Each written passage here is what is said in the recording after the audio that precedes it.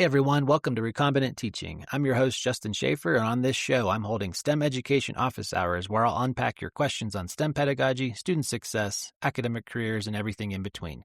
I've taught about 10,000 students in my career, and just like you, I've spent countless hours in the trenches working with students, helping them learn how to succeed in college and beyond.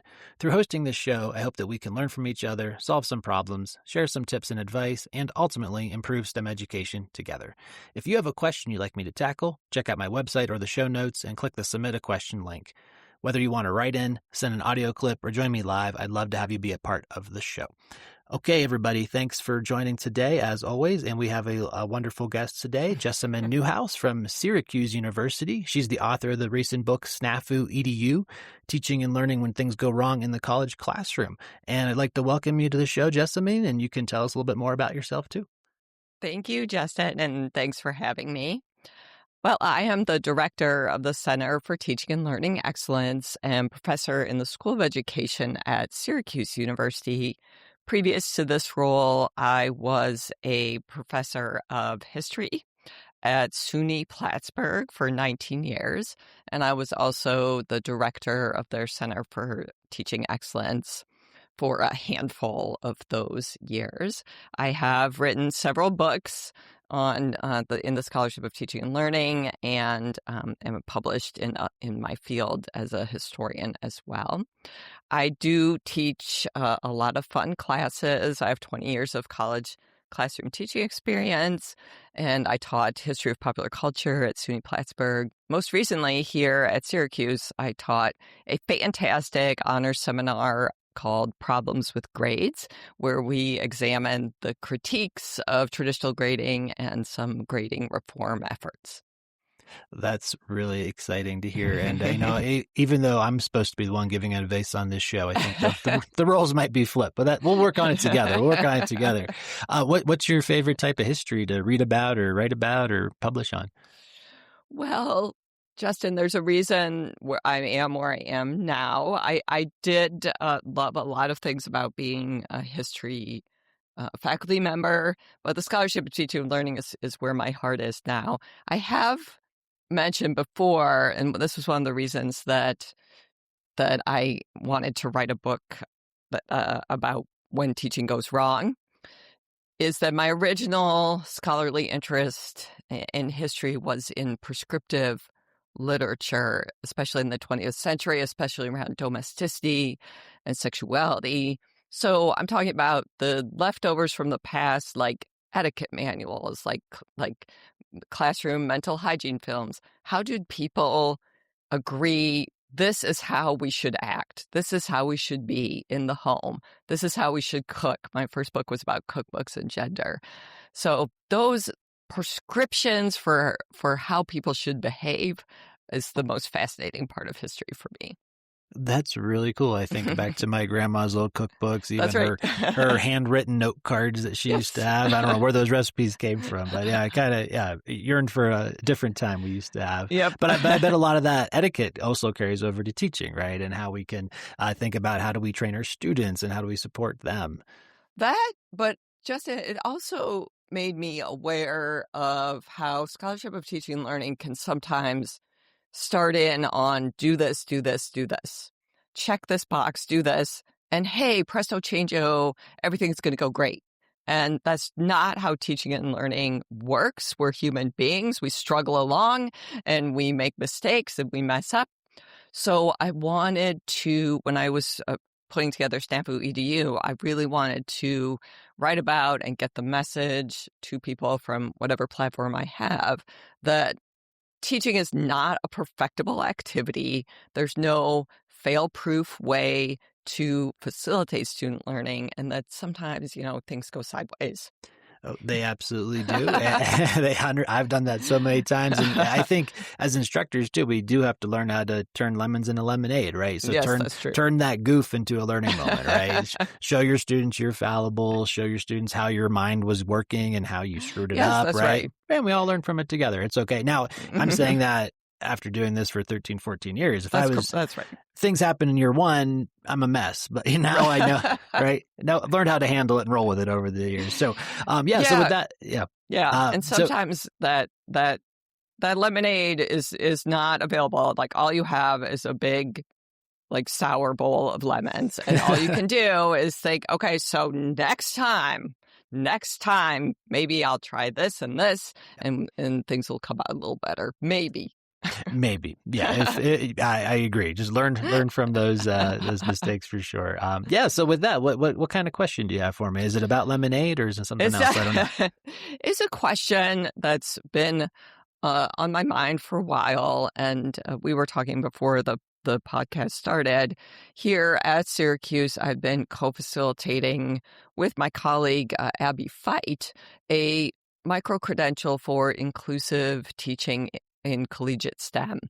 So my question for you, Justin, is what role does high structure course design play in facilitating inclusive STEM classrooms? And I do want to emphasize that by inclusive classroom, I mean a place where all the members of the classroom community, every student and the faculty member, everyone in the classroom has the opportunity to learn and to thrive.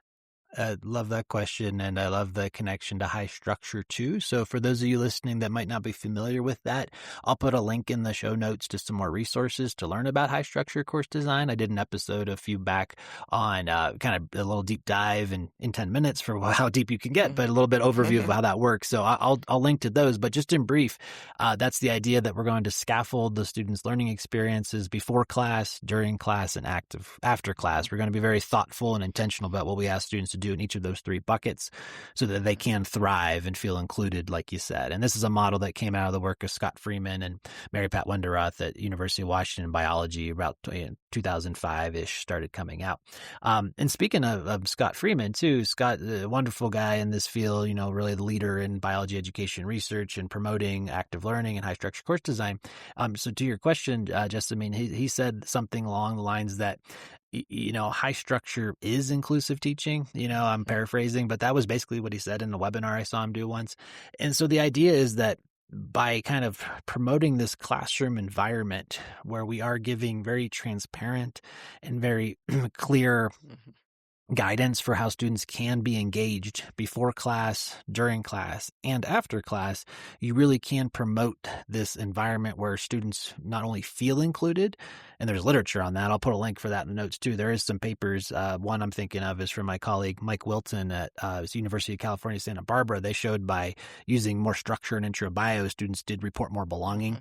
They felt more like part of the community. So you get that effect. Not only do they feel that way, but it shows up in learning too, right? Students do better. There's tons of studies on that, and I'll link to some of those too. So you're doing a lot of pieces by, I think that transparency really matters because you're able to, again, help students kind of understand why we're doing things, and engage them in the learning process too. And again, that can happen in all three buckets. So with your question, do you find any of those buckets more or less challenging to promote this inclusive teaching mindset? Is it before class, during class, after class, or do you find faculty are more or less willing to engage with it in one of those three buckets? That's a great question. I'll say that I came to that term high structure through Vijay Sathi and Kelly Hogan's book, Inclusive Teaching. They come from STEM backgrounds, so that was in my mind when I was thinking about this. I think and they describe this and give a lot of good information about this particular aspect of high structure course design in their discussion as well. But it's the issue of initial student resistance to the concept of high structure, because on the face of it, and actually instructors as well, faculty as well, on the face of it, this looks like a lot more work. Yep. This looks, and that just like as a first initial response, that seems like, well, then doesn't it make it harder? Doesn't it make it harder for students? And doesn't it make it harder for faculty members, many of whom have large classes? Isn't this just creating a lot of extra work, which doesn't facilitate success and inclusivity? That's the problem. That's the perception problem that I've encountered. Yeah, and Kelly and Vigi's book is great too. You know, Kelly was my mentor going back Oh, okay. when I was a postdoc at Carolina, so I wouldn't be here without small her. world. So yeah, Kelly's the absolute best. And yeah, and her book, their book too, includes teaching. Yeah, it really is just about structure, right? So, but yeah, how do you get buy-in from the students? How do you get buy-in from the faculty too to actually do this? Because you're right, if you see it, it does look like a lot of work. So when I do workshops, I do this overview slide of kind of all the different pieces, and then we have that conversation right away. It's like, yeah, doesn't this seem like a lot of work? But I tell them the cool thing about structure is that you don't have to do it all at once. You don't have to go whole hog, because there is literature showing if you add pieces, you get benefits. And it's small teaching. Exactly. It really is what Jim promotes with small teaching. I'm totally right. As I have a colleague in California, and she teaches A and P, and she showed me a slide once. I don't think she's ever published this yet, but she showed me over a series of probably about 5 or 6 semesters. She started adding little elements of a high structure course. So one semester she added clickers in class. One semester she added pre-class reading guides. One semester she added pre-class reading quizzes, things like that. Yeah. And every time it was like a staircase. Yeah. Student exam scores went up, DFW rates went down, performance gaps even got a little bit smaller. So things like that. So you don't have to do it all at once. So when I work with faculty, that's my biggest tip is pick one thing that you feel is accessible, that you can manage, and you can fit in with all the other fires you got to put out, especially at R1s, right? We have all these faculty. Your faculty are doing amazing work with their research, and they're working on tenure and training students and postdocs. There's a million things to worry about. So trying to redesign a whole course is a lot of work. But pick one thing, right? Pick one thing, add that. And then the benefit of that too is you can measure. Right? Think about scholarship and teaching and learning, right? You can measure what's the impact of adding this one thing. How did that make you feel? Reflect on it. How did your students like it? Check evaluations, and then look at student learning, right? And then you can add another piece the next semester. So it might take some time, but that can definitely work and help. And then from the student side too, you're right. Students can resist this kind of teaching, especially if they're used to didactic lecture-heavy courses where they don't have to do work before class and things like that. But a couple things there is, one, I think you can show data. You can show them examples. So show published papers and show, hey, look, when you add structure, when you add pre-class reading, for example, students do learn more. They do get better grades. And that's usually language they can understand, right? Another thing is you get advice from past students. So this was an idea Kelly Hogan gave me, and I've done this every year in my career. Is I have students write note cards that say, "Dear future student of ... and then they write down advice for how to do well in the class. And then the next time I teach the class, I bring those note cards out, I pass them around. And a lot of them will say, do the pre-class work, do the reading before class, be engaged during class, right? So they're talking about all the structure pieces, but students are hearing it from their peers, not hearing it from me. And I'm pretty darn sure that students care more about advice from their peers than they do from us, right? Even though they like to think that we're the quote unquote experts, they listen to each other, right? So you that could even, sorry to jump in, but you could even, that just gave me an idea. I've done versions of that, but what I've never done is have students could record little, TikTok length videos and say, so here's what you do to get an A in Professor Schaefer's class or Professor Neuhaus's class.